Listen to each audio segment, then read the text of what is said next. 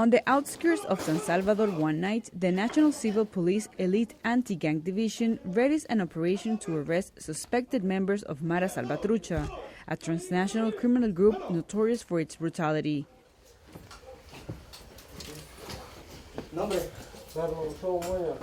With darkness masking their uniforms and vehicles, the officers fan out in different neighborhoods, calculating each movement so they can surprise and detain as many suspects as possible. Hemos realizado operaciones.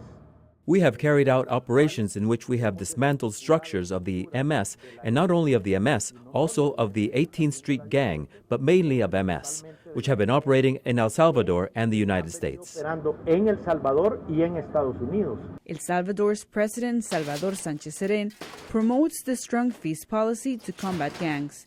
His administration created the specialized police division that goes after gangs. They also get help from the Salvadoran army, with more operations, increased arrest, prosecutions, and sentencing of criminals.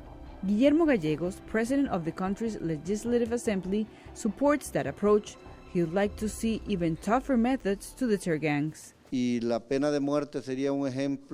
death penalty would be an exemplary measure for any gang member because they are also cowards. They are afraid of death, and I think this would be very good to the country. But some people question what they see as an emphasis on security without sufficient social support. One critic is Nayib Bukele, San Salvador's mayor and a current candidate in the country's 2019 presidential race.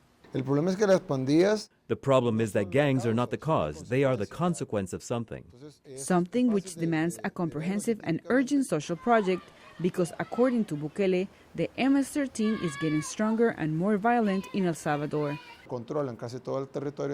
Now they control almost the entire national territory. There are zones where practically 100% of businesses are extorted. There are more rapes. Gang members are immersed in trafficking drugs and weapons. They have more firepower than they had before. The major favors sustained commitments to social programs to better educate and support the country's youth. Carlos Fernandez directs one, a development program stretching from early childhood education through job training. Really, the true sustainability is a changed person, a person who looks forward on their future and development with optimism. And that is only achieved through deep educational processes, I would say. They're expensive. Why?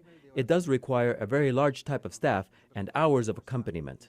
He says competence lends confidence that can make a youth less vulnerable to being recruited by a gang.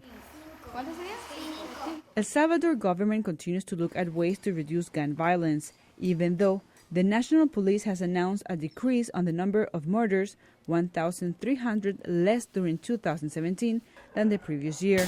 The challenges presented by the menace of La Mara Salvatrucha continues to defy this Central American country. Cristina Caicedo Smit, VOA News.